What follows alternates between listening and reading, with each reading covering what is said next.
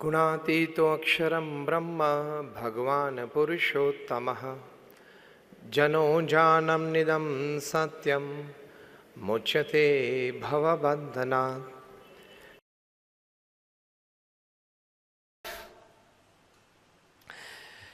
1983 का world cup आप में से किसी ने देखा था? हाथ ऊंचा करें। मैं भी हाथ ऊंचा करता हूं। मेरे दीक्षा के पहले की बात है, मैंने भी पूरा देखा था। Just raise your hands if you saw the 1983 world cup. Many of us, ये नई जनरेशन ने नहीं देखा होगा, यतीश तो पैदा नहीं हुआ था उस वक्त। 1983 की बात कर रहा हूं। और सतीश जी हुआ था जनवरी 80 में, तो छोटा था, 3 साल का। पता नहीं वर्ल्ड कप क्या है। 83 सॉरी। कपिल देव भारत के लिए वर्ल्ड कप लेके आए थे। First time India won a major international tournament.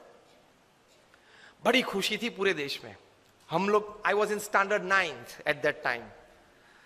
तो मुझे अभी भी पता है कि हम कितने जोर शोर से ये खुशी मना रहे थे, सब बच्चे, यंगस्टर्स, टीनेजर्स।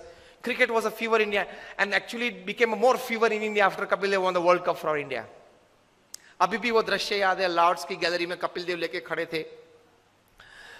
सुनील गावस्कर थे, कृष्णमाचारी श्रीकांत थे, चेतन चौहान थे, दिलीप दोषी थे, शिवलाल यादव थे, सैयद किरमानी विकेट कीपर थे। लेके आए। मुंबई में सम्मान हुआ, दिल्ली में सम्मान हुआ, बीसीसीआई ने बड़ा सम्मान किया। लेकिन जो हारने वाली टीम थी वेस्ट इंडीज, उनको लगा कि साला ये बंदर है, वो सिंह को सोता था सिंह, तो झाड़ पे से नीचे उतर के एक चाटा मार के वापस ऊपर चढ़ गया। क्योंकि West Indies was a very powerful team. 1975 की वर्ल्ड कप उन्होंने जीती थी, 1979 की वर्ल्ड कप भी उन्होंने जीती थी, और 83 की वर्ल्ड कप फाइनल में भी आ गए थे। और भारत तो उनके लिए मच्छर था, ऐसे ही क्रश कर डालेंगे। उनका एटीट्यूड बन गया था ओवर कॉन्फिडेंस का। और वेस्ट इंडीज की ये पावरफुल टीम, ये लोग बैलेंस करते थे। क्लाइव लॉर्ड जो कैप्टन थे, जिन्होंने 20 साल तक क्रिकेट जगत पे राज किया, ये मानते थे कि कोई ऑलराउंडर की जरूरत ही नहीं है। 6 बैट्समैन, 4 बॉलर और 1 विकेट कीपर। 6 में से एक भी बैट्समैन को गेंद डालना आता नहीं था। और 4 में से एक भी बॉलर को बैटिंग करना आता नहीं था। Specialize in your department, that was his strategy, his thinking. But with that he ruled the cricket world for 20 years। हम लोग जानते हैं पूरा 70s और पूरा 80s। तो 1983 के वर्ल्ड कप फाइनल में भी आ गए। इंडिया को 183 में ऑल आउट कर दिया। 75 की वर्ल्ड कप फाइनल में क्लाइव लॉर्ड ने सेंचुरी की थी। 79 की वर्ल्ड कप फाइनल में विव रिचर्ड्स ने सेंचुरी की थी। तो उनको लगा कि 183 is nothing for us. And what a powerful team. Gordon Greenidge और डेजमंड हेन्स ओपनिंग आते थे। 1 down Richie Richardson, 2 down Viv Richards, 3rd down Clive Lloyd, 4th down Gus Logie, 5th down Jeff Dujon, 6th down Joel Garner, Andy Roberts, Colin Croft, Malcolm Marshall. ये उनके 11 थे। बड़ी ताकत वाली team थी। तो आए, विव रिचर्ड्स ने 13 बॉल में 8 चौके मारे। रॉजर बिन्नी, कपिल देव और शिवलाल यादव को मिला के। इन 13 बॉल्स ही हिट 8 टू द फेंस। बहुत पावरफुल बैट्समैन थे विव रिचर्ड्स। तो हम लोग सबको तो लगा कि अब तो पूरा हो गया है, यही पूरा कर देगा अभी 5-10 ओवर में। लेकिन एक मिसक्यूट शॉट उन्होंने मारा और कपिल देव जान लगा के दौड़े थे। अगर जिसने देखा होगा, अभी भी मैं जब बात कर रहा हूं तो I can see the video in front of me. वहां से अगर कैच ऊपर आता है तो कैच, बॉल देखते देखते अगर पीछे पड़ना तो पीछे दौड़ता है ना फील्डर गेंद को कैच करने के लिए। कपिल देव को लगा कि मैं पीछे दौड़ूंगा तो शायद पहुंच नहीं पाऊंगा, इसलिए घूम गए। बॉल पीछे से आ रहा था और इस ऐसा दौड़ते, which is very difficult, very difficult.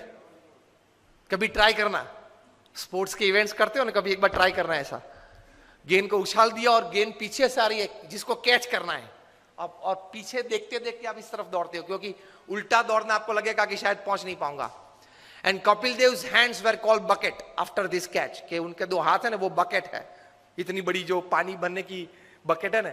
और आया and that catch made the difference. 139 West Indies got all out. India won the World Cup. So West Indies को तो बहुत अपमान लगा कि ये चूहे सब 11 इकट्ठे होके और सी को हरा गए. Immediately the West Indies Cricket Board contacted BCCI for a full series, 6 Test and 6 One-Day internationals, and they came to India with their all powerful team. उसके पहले तो बी टीम आती थी. भारत में कभी क्लाइव लॉर्ड, विव रिचर्ड्स आए ही नहीं थे उसके पहले खेलने के लिए. ऑलविन चाल, कालीचरण और वे सब आते थे खेलने के लिए. B team. क्लाइव लॉर्ड अपनी पूरी माइट के साथ आ गए और 6 वनडे इंटरनेशनल्स भारत को बहुत बुरी तरह से हराया. कहीं कहीं वनडे इंटरनेशनल्स तो 150 रन से हराए. बहुत क्रिटिसिज्म न्यूज़पेपर्स में आई कि अभी 1.5 महीने पहले जो वर्ल्ड चैंपियंस बने उनकी ये हालत. फिर तो टेस्ट सीरीज चालू हुई. फर्स्ट टेस्ट कानपुर 3.5 दिन में पूरी हो गई. Innings and 250 run defeat to India. और उसमें मेलकम मार्शल ने 12 विकेट ली. 20 में से 12, उसमें से 8 clean bowled. And not a single person could hit a boundary to Malcolm Marshall. उस वक्त वे बहुत डेंजरस बॉलर थे. Used to bowl first bowler to cross 90 miles per hour में मेलकम मार्शल थे. और जब वे right arm round the wicket डालते थे तब वो अंपायर के पीछे ही दौड़ते थे. रनअप चालू करते अंपायर के पीछे दौड़, ताकि बैट्समैन को देखना पड़ता था कि कहां तक वो पहुंचा. बॉलर बैट में हाथ करके देखना पड़ता कि वो पहुंचा कहां था. एकदम अंपायर के पीछे से बाहर निकल के मेलकम मार्शल गेंद डालते थे. यूज्ड टू बोल स्लैंटिंग डिलीवरीज. और पीछे डूजोन तो तैयार ही रहता था बड़े ग्लोव्स लेके. Caught Dujon ball Marshall, caught Dujon ball Marshall चालू ही रहता था. एक आता था एक जाता था. किसी को भी गलती से भी कट नहीं लगी कि स्लीप के ऊपर से गेंद चली जाए और थर्ड मैन पे एक बाउंड्री मिल जाए. ऐसा भी नहीं हुआ था. Severe criticism in the Indian press. Each and every Indian player was heavily criticized. कि अब तो जो वेस्ट इंडीज बोलती थी वो बात सही है कि भारत ने बाय फ्लूक ये वर्ल्ड कप जीता. नसीब के आधार से जीता, प्रयत्न से, पुरुषार्थ से, टैलेंट से ये वर्ल्ड कप नहीं जीता है. वो बात तैयार हो गई. इंडियन प्लेयर्स का काउंसलिंग चालू हुआ, मॉरल बूस्टिंग चालू हुआ, पंपिंग चालू हुआ, एटीट्यूड्स बदलना चालू किया. उसमें सबसे पहली बारी आई ओपनिंग बैट्समैन सुनील गावस्कर की. उनका एटीट्यूड बदला कि you have a defensive attitude. You have to change your attitude from defence to attack. If Malcolm Marshall is a great bowler, you are a great batsman. If he can bowl so well, you can bat so well. Gavaskar का attitude change किया. Because you start the Indian innings, you are the opening bat. आप जिस प्रकार से खेलेंगे उस प्रकार से पूरी टीम खेलेगी. नतीजा पहले से चालू हो जाएगा. And Gavaskar said what?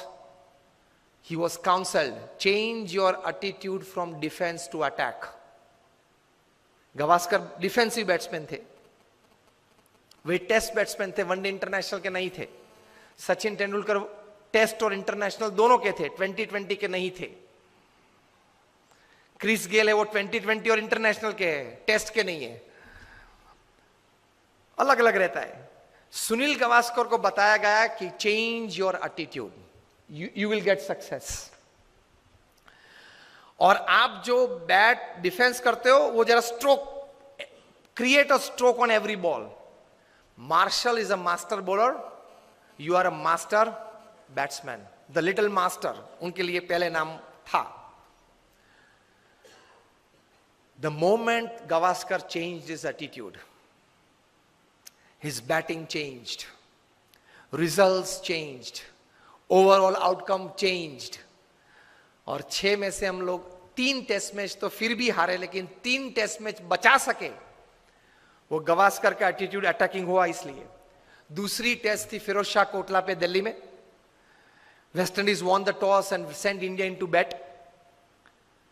और सब बुकीज ने तो ये सोच रखा था कि 7 या 8 विकेट गिर जाएगी लंच के पहले 150 में. गावस्कर का एटीट्यूड बदल दिया था. उन्होंने भी बदला था. क्या? From defence to attack.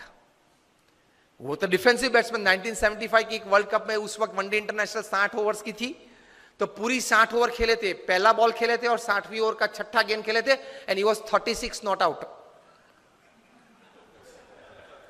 अब देख लेना स्कोर्स में, मुझे इस प्रकार के 500 स्कोर्स याद है। Gavaskar attacked Marshall from day 1, from ball 1, और पहले ही ओवर में गवास्कर ने 4 चौके मारे। मार्शल अपनी वेस्ट पे हाथ लगा के पिच के बीच खड़े रहे और गवास्कर के सामने देख रहे।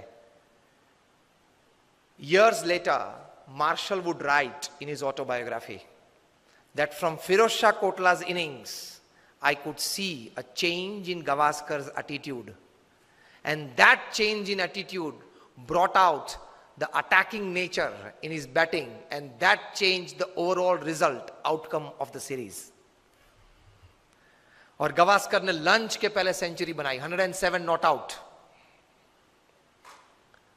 और फाइनल 6th टेस्ट में चेन्नई पे चेपॉक पे 236 not out in the 4th innings of the test to save test for India. 2 दिन खेले 236 बनाने के लिए, लेकिन बचा दी टेस्ट ये धरखम बॉलर्स के सामने, क्योंकि West Indies bowlers Clive Lord की यही स्ट्रेटजी थी, यही एटीट्यूड था, कभी बैट्समैन को रिलैक्सेशन देना ही। स्पिन बॉलिंग चालू हो तो थोड़ा रिलैक्सेशन होता है ना, गेंद थोड़ी स्लो आती है तो every delivery must be 90 miles, batsman त्रस्त हो जाना चाहिए 1 घंटे में, तो विकेट फेंक देना चाहिए, डेस्परेट हो जाना चाहिए। ये उनकी स्ट्रेटजी थी और चली थी, 20 साल तक चली थी। In the last line of the chapter on Gavaskar in his autobiography, Malcolm Marshall wrote, "From that day I came to know about the greatness of Gavaskar to the extent that I can write today." And he writes that it is easy to steal the Taj Mahal from India than to get through the straight defenses of Gavaskar. वो लिखते हैं इस पुस्तक में कि भारत में से अगर ताजमहल चोर के ले जाना है ना तो ले कर सकते हैं, लेकिन गवास्कर का जो स्ट्रेट बेट डिफेंस है उसको तोड़ना बहुत डिफिकल्ट है। So the second important advantage of attitude for success in your life is when you develop the right kind of attitudes towards a situation, many latent energies and talents, they come out and make you a different personality. With that latent talents and energies comes solutions to solve your problems. तो attitude ये रहना चाहिए। अगर attitude सही नहीं रहा, let us see on the other side also, अगर attitude सही नहीं रहा तो कितनी भी अच्छी व्यवस्था हो, कितना भी अच्छा मार्गदर्शन हो, फिर भी आप रिजल्ट प्रोड्यूस नहीं कर पाओगे। दुनिया भर के ट्रांसपोर्ट मिनिस्टर्स की एक मीटिंग थी लंदन में, ट्रैफिक रूल्स एंड रेगुलेशंस की चर्चा करनी थी, इंटरनेशनल स्टैंडर्डाइजेशन कुछ रूल्स एंड रेगुलेशंस का करना था। इसमें इटाली के ट्रांसपोर्ट मिनिस्टर को कुछ बात करनी थी, बात करने के लिए खड़े हुए बोले कि सी ट्रैफिक लाइट्स हमने सब शहर में रखी है, लेकिन कोई शहर में अच्छी व्यवस्था है, कोई शहर में अच्छी व्यवस्था नहीं हो पा रही है। सबने पूछा क्यों? वे बोले कि traffic lights in Rome, the best city of Italy, they are clear instructions you have to follow. Instructions hai.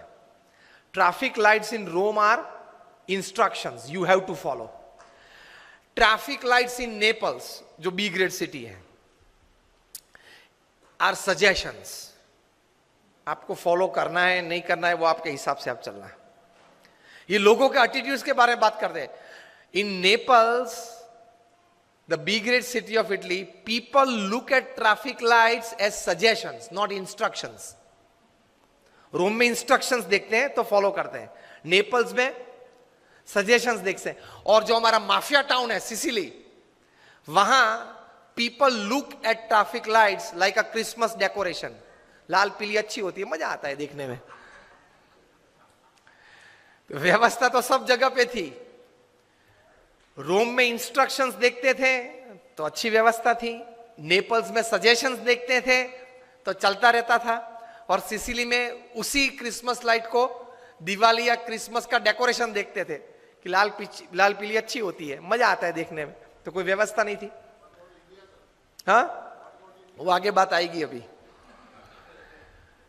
तो देखो, परिस्थिति, व्यवस्थाएं सब एक प्रकार की हैं, रिसोर्सेज सब एक प्रकार के हैं, लेकिन नतीजा, रिजल्ट्स पीपल के एटीट्यूड से आते हैं। If you have the right kind of attitude, you produce a good result for the same situation. And for the same happening and situation, if you don't have the right kind of attitude in your life, in your thought processes, in practicals in your life, you don't produce the right kind of expected results. इतनी ताकत है attitude में। व्यवस्थाएं तो थी, लेकिन परिणाम मिलते हैं या नहीं मिलते हैं, एटीट्यूड्स पे डिपेंड करते हैं। तो एटीट्यूड्स में यह ताकत है। तो पहला सेशन हमने देखा एटीट्यूड्स की महिमा, डेफिनेशन। दूसरा सेशन हमने यह देखा एटीट्यूड से जीवन में प्रैक्टिकल लाभ क्या, एटीट्यूड से जीवन में प्रैक्टिकल लाभ क्या, एक विशाल पैमाने पे।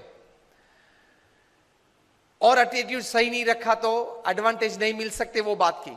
Now in the third session,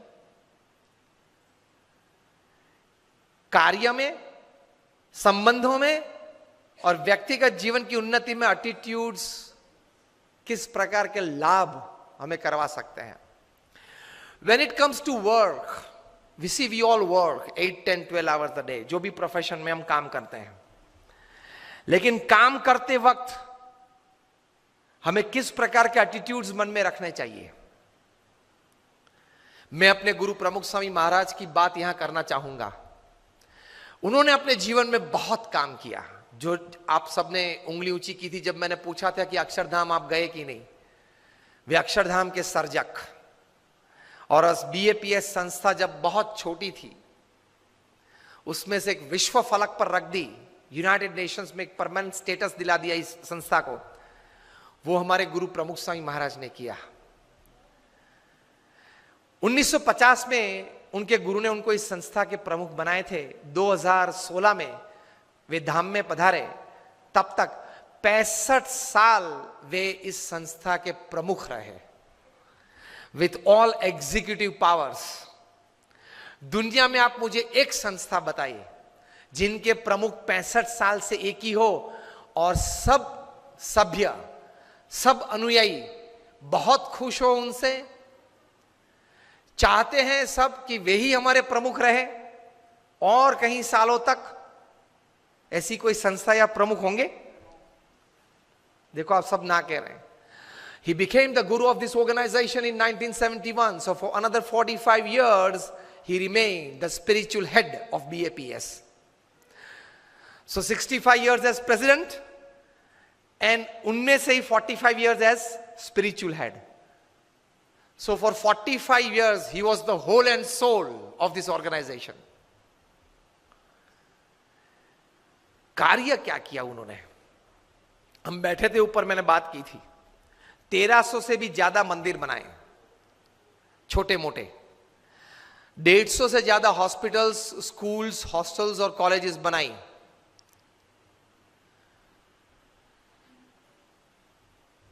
दुनिया के 18,000 गांवों में 60 देशों में उन्होंने विचरण किया। He personally visited more than 60,000 villages. पीछे थोड़ी कुर्सी रखवा दो, वॉलंटियर्स खड़े हो जाओ और पीछे थोड़ी कुर्सी रखवा दो।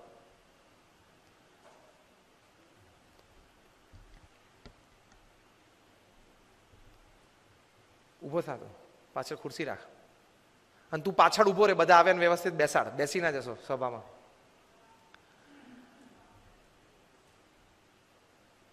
तो मैं ये कह रहा था कि उन्होंने इतना परिश्रम अपने जीवन में किया, पुरुषार्थ अपने जीवन में किया। आप किसी भी जो पब्लिक लाइफ जी रहे हैं, किसी को भी आप पूछो कि what is visiting 18,000 villages in a single human life. कोई मुझे प्रश्न ऊपर पूछ रहे थे जब बैठे थे तब कि सामाजिक सेवाएं कैसे बढ़ाएं। मैंने जवाब दिया था कनेक्टिविटी एंड प्रवृत्ति, कनेक्टिविटी एंड एक्टिविटी इससे आपकी संस्था बढ़ सकती है, बड़ी बन सकती है.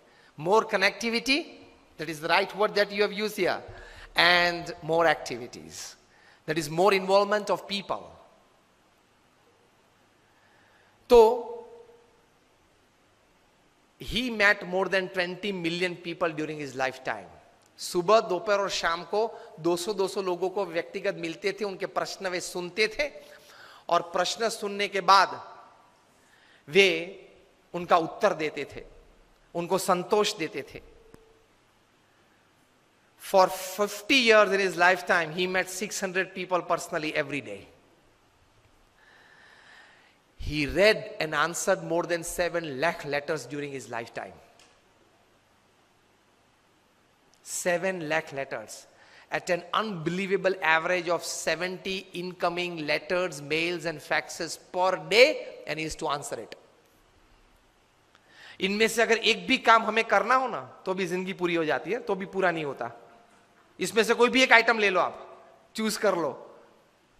Every day in the evening he used to sit. जैसे हमारे 1 घंटे 1.5 घंटे का ये सेशन है, ऐसे 1-1.5 घंटे का सेशन हर रोज शाम को, जहां भी वे थे पृथ्वी पे, 60 देशों में से कहीं भी, हर रोज शाम को वे सेशन में बैठते थे. And in that 1.5 hour session for 20 minutes ही used to bless the assembly. मतलब हर रोज 20 मिनट बोलना for 50 years. He never saw a Sunday in his life. He initiated more than 1050 saints like us.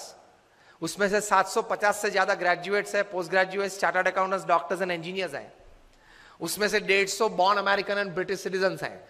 उसमें से 50 Stanford, Harvard, Yale, Carnegie Mellon में पढ़े हुए हैं. हमारे कहीं सन 25, 28, 30, 32, 35 साल के जो $1 lakh, $2 lakh की तनख्वाह छोड़ के आए हैं. फिर वो यहां के 2-5 हजार में हाथ डालेगा?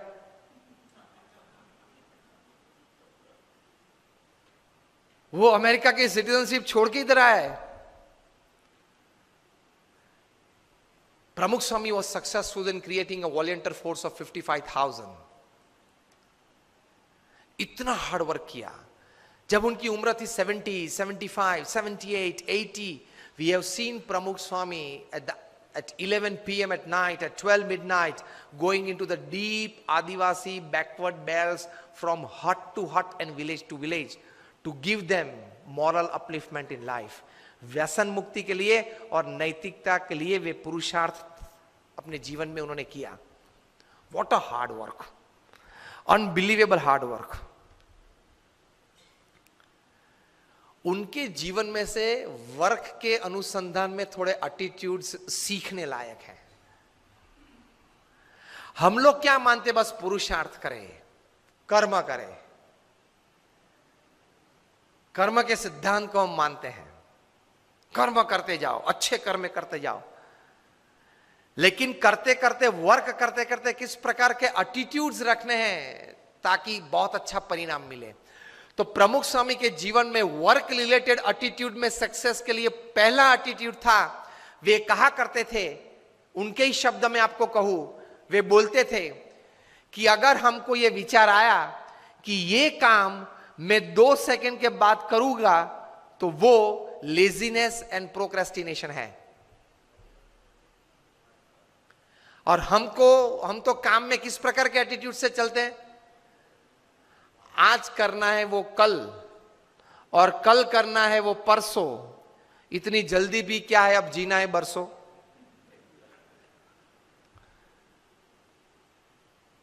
कल का आज नहीं, आज का अभी. That is the first attitude in work. Only then you will be able to do great works. मैंने 400 से 500 से ज्यादा ऑटोबायोग्राफीज ऑफ बायोग्राफीज पढ़ी है. From Sardar Patel to Abraham Lincoln to Winston Churchill to Nelson Mandela to Sachin Tendulkar to Cristiano Ronaldo, everybody.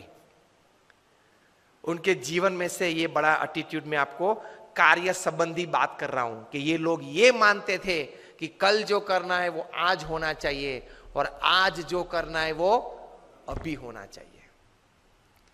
तो वहां laziness और procrastination, आलस की बात ही कहां आई? आती ही नहीं है. सिंपल.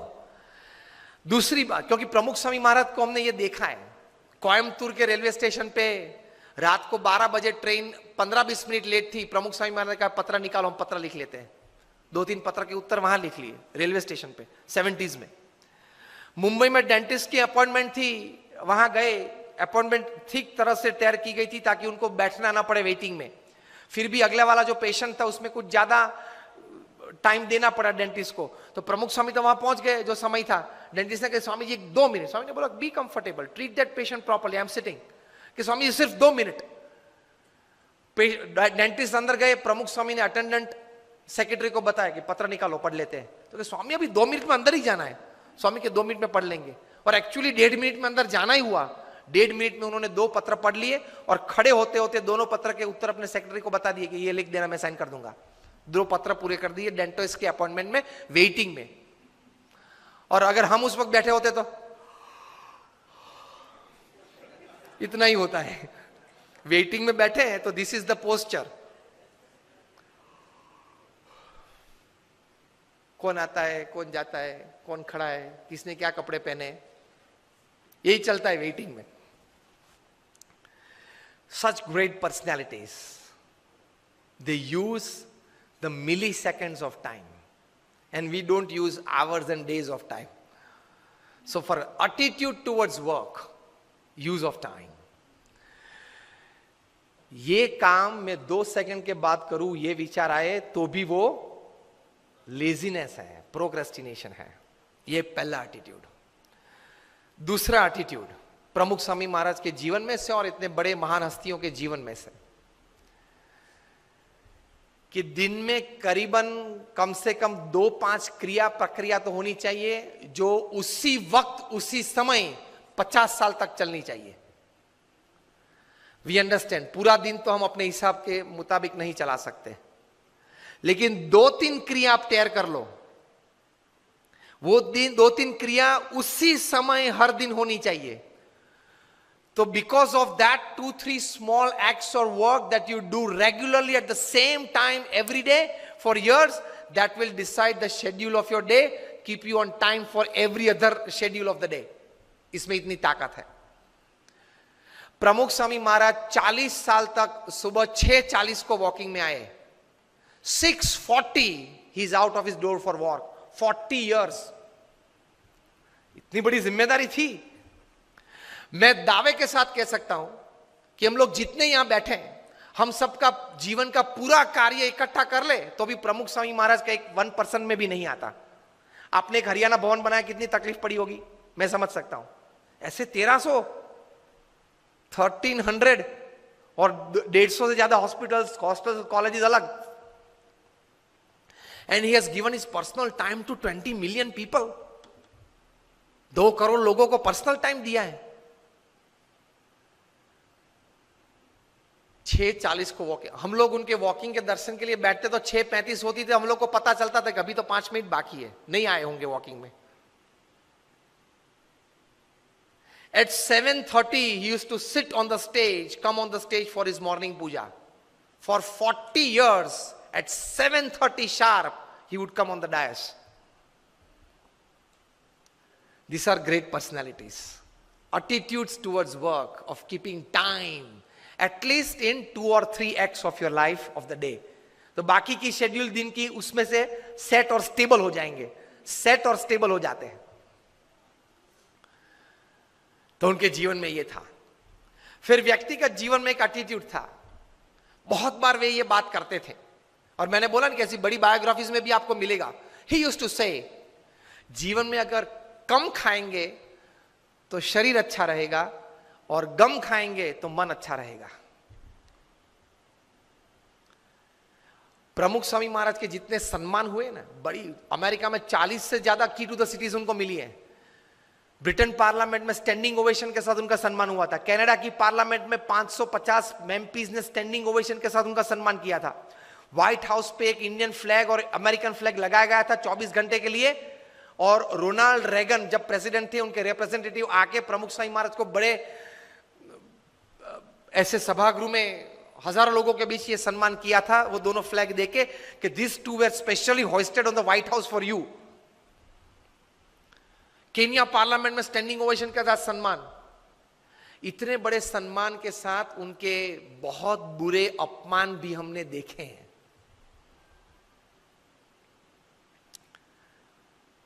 वहां गोंडल में हमारा मंदिर है, वहां 2 पेड़ कटने थे क्योंकि एक्सटेंशन था, प्लान था कंस्ट्रक्शन का। तो कोई एनवायरमेंटलिस्ट आ गया, 5000 लोग सभा में बैठे थे, बीच में खड़ा होगा और प्रमुख स्वामी महाराज को गाली के साथ उसने अपमान किया। तो हमारे 2-3 स्वयंसेवक उनको पकड़ने के लिए, मतलब उनको चुप करने के लिए गए और जोर से चिल्लाने लगा। प्रमुख स्वामी ने उनको आगे बुलाया और बोले कि आपको क्या कहना है? अरे आपने ये 2 पेड़ काट दिए, ये एनवायरमेंट की दृष्टि से बराबर नहीं है। प्रमुख स्वामी शांति से उनको समझाते थे। 5000 लोग बैठे थे कि देखो हमारी एक्सटेंशन प्लान था इसलिए हमने काटा।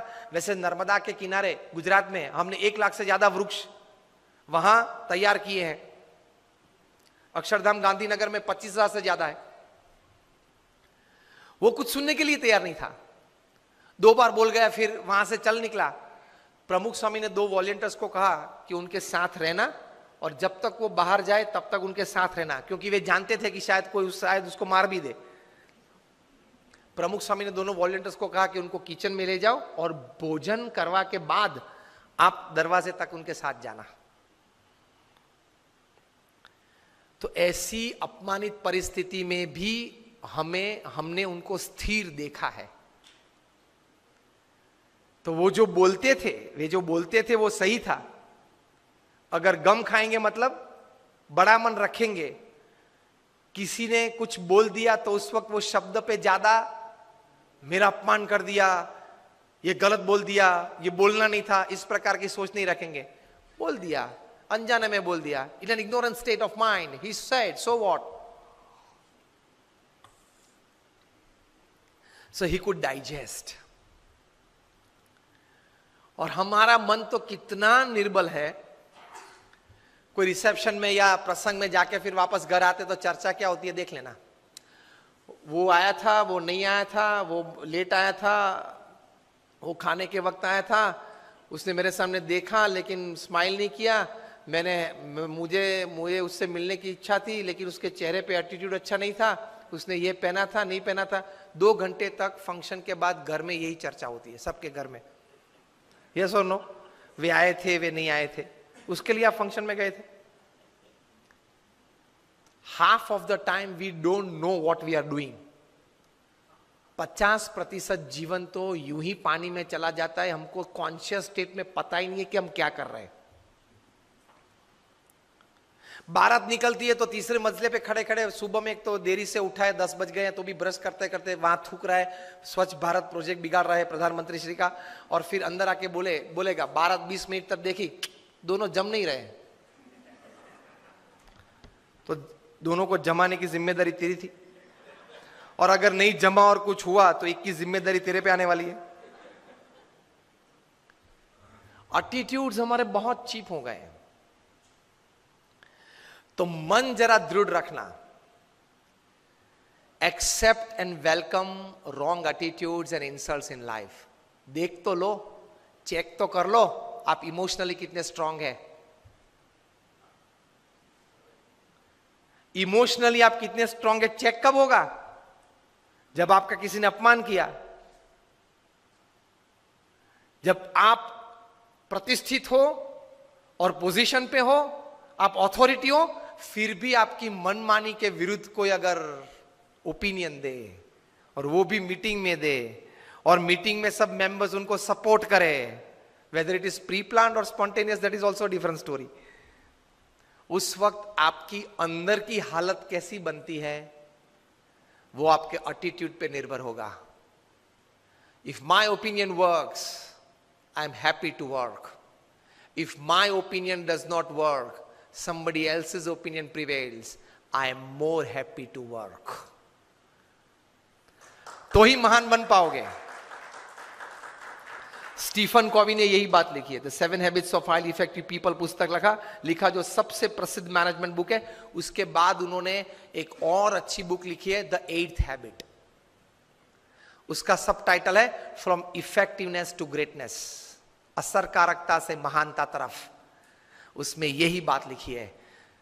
स्टीफन कवी आए थे भारत 5 दिन रुके ये बुक की प्रमोशन के लिए, 4 सेमिनार किए, एक सेमिनार 700 से 1000 लोगों ने अटेंड किया, एक डेलीगेट फी 23,000 रुपये की थी। मुंबई में ओपनिंग हुआ, ओबेरॉय में फंक्शन था, 700 सीट्स थी, 24 घंटे पहले ई टिकट ओपन हुई और 86 सेकेंड्स में 1 मिनट एंड 26 सेकेंड्स में 700 डेलीगेट्स ने पैसे भर दिए पूरे भारत में से, क्योंकि नाम तो बड़ा था स्टीफन कॉवी। 6 घंटे के सेमिनार में 5.5 घंटा सेमिनार मैनेजर्स और वीडियो ने चलाया, आधे घंटे के लिए ही सिर्फ स्टीफन कॉवी मंच पे आए थे। आधे घंटे में 10-12 बार वे एक वाक्य बार बार बोलते थे, वही वाक्य को, वही सेंटेंस को बॉक्स आइटम बना के दूसरे दिन डीएनए न्यूज़पेपर में पूरी आर्टिकल छपी थी। If you have not attended yesterday's Stephen Covey seminar, you can read this article. It is equally good in the thought process of attending the whole seminar. और अगर आपको पूरा आर्टिकल पढ़ने का समय ना हो तो ये बॉक्स आइटम आप पढ़ लेना। ये बॉक्स आइटम में जो बात लिखी है, that was the sentence that Stephen Covey talked again and again, perhaps more than 10 times in his half an hour of physical presence upon the stage. और वो क्या था? Don't expect others to change. First change yourself, others will follow. वो व्यक्ति मुझे अनुकूल हो वो बाद में सोचना, पहले कौन सी जगह पे मैं उनको अनुकूल हो सकूं वे पहले आप सोचे। This is spirituality in management, Upanishad में ये बात है। All credits to Stephen Covey, ये विचार के हिसाब से, लेकिन ये विचार हमारे उपनिषद में है। Don't expect others to change. I am quoting Stephen Covey not just word to word but letter to letter. Don't expect others to change. First change yourself to suit others and then others will follow. तो attitude ये रखना है काम करने कि मुझे सब कोई अनुकूल हो तो देखो मैं कैसा काम कर पाता हूं, वो एटीट्यूड नहीं है, गलत है। आप अपनी टीम को अनुकूल होकर सबके पास अपनी एनर्जीज डेवलप करके टीम वर्क बढ़ा के कैसा काम कर सकते हैं, वही सफलता है। तो that comes in attitude. Don't expect others to change, otherwise everybody is expecting others to change.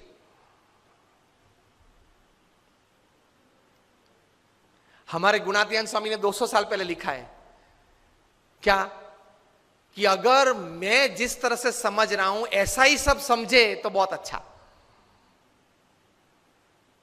तो प्रमुख स्वामी ये सिखाते थे कि थोड़ा गम खाना, मतलब बड़ा मन रखना, एक्सेप्टेंस लेवल बढ़ाना, इंसल्ट्स या डिसरिगार्ड्स हो तो उस वक्त जरा स्थिर रहना, तो आप आगे बढ़ पाएंगे। You are not checked by your performances, you are checked by how you handled failures.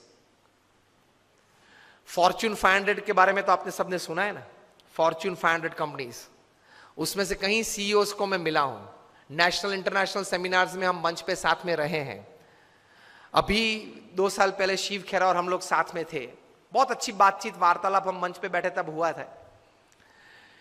बड़े बड़े सीईओज को मैंने पूछा है, मल्टीनेशनल कंपनीज के सीईओज को, कि the person to whom you are paying more than 10 crore rupees per annum in salary, what do you ask them in their interviews? तो एक बड़े मल्टीनेशनल कंपनी के सीईओ ने मुझे पूछा था कि स्वामी this is the first time I am asked this, कभी हमने ये नहीं सोचा था। मैंने बोला कि क्योंकि कई एग्जीक्यूटिव्स हैं उनकी एनुअल तनख्वाह है 50 करोड़ 100 करोड़। मैं जागृत अवस्था में बोल रहा हूं।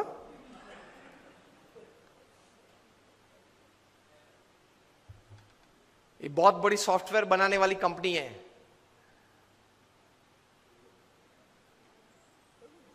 हाँ, इन्फोसिस नहीं, इंडियन कंपनी है, अमेरिकन कंपनी है।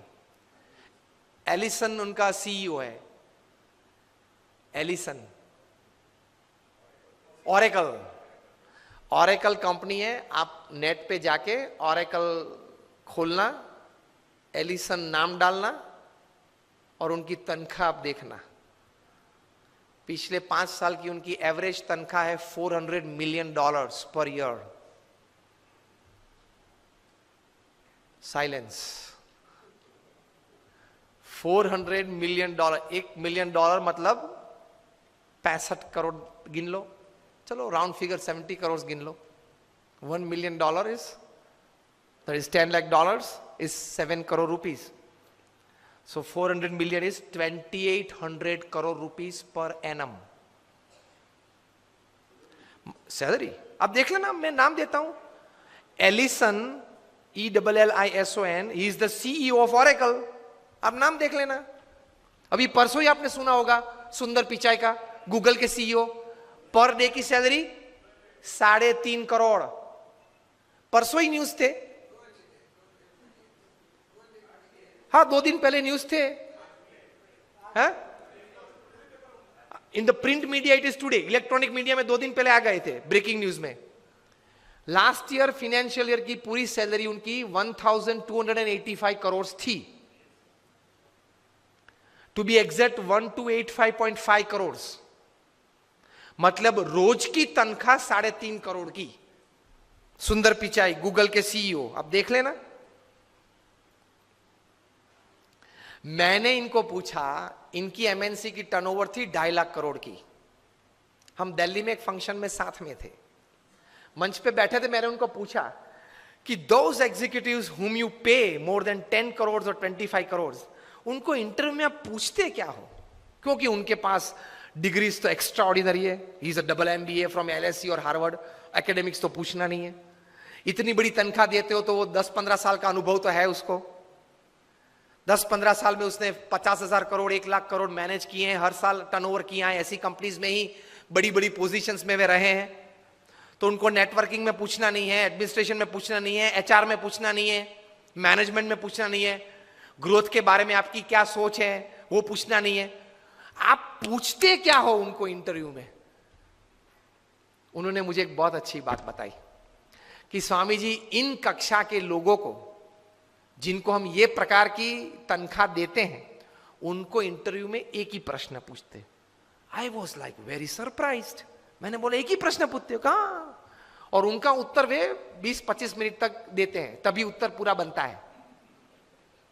That was more surprising. I said what do you ask?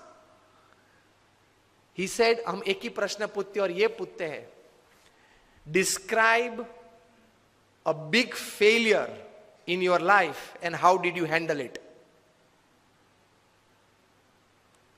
प्रश्न क्या पूछते हैं इन कक्षा के लोगों को? Describe a big failure in your life.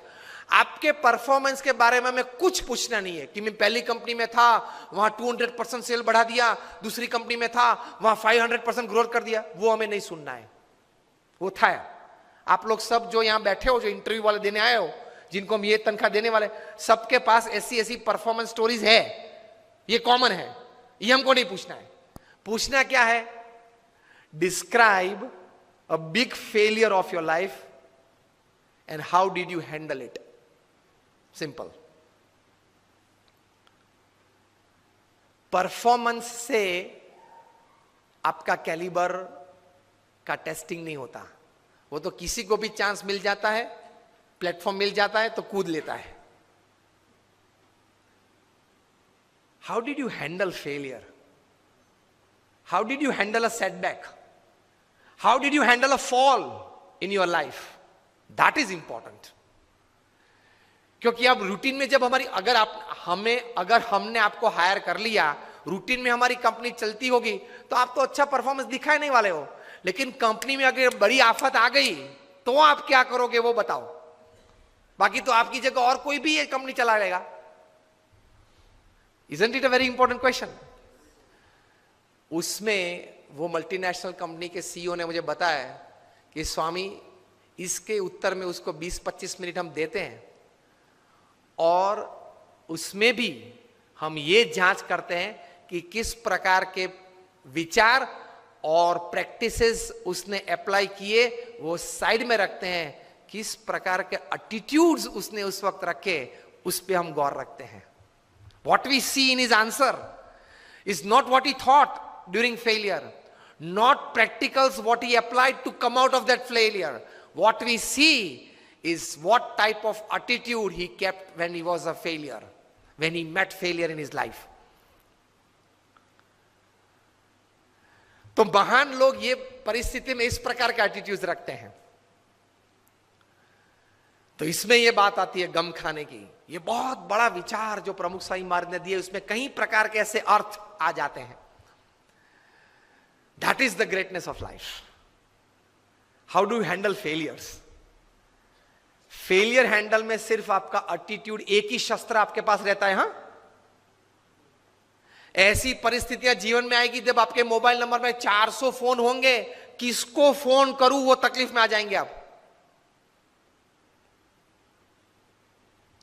Even if you are the Sahara of thousands of homes, when you are lying बेसहारा in Tihar for 4 years, किसको फोन करूं? उनके मन में भी दिक्कत होगी ना कि अभी 4 साल से 10,000 करोड़ के रुपए के व्यक्ति तिहाड़ में है, किसको फोन करते होंगे वो? मोबाइल में तो होंगे 1000 से ज्यादा नंबर। आपके सिटी के, बेंगलोर के किंग ऑफ द स्काईज जब भारत छोड़ना पड़ा, तब भारत का पासपोर्ट नहीं यूज कर पाए, डिप्लोमेटिक पासपोर्ट पे भाग गए ना। अभी वापस लाने की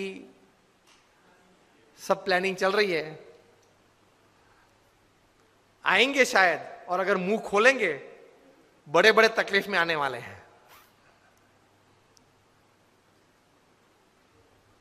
तो फेलियर्स जब आते हैं तब एटीट्यूड्स किस प्रकार का रखते हैं, that is very important in life.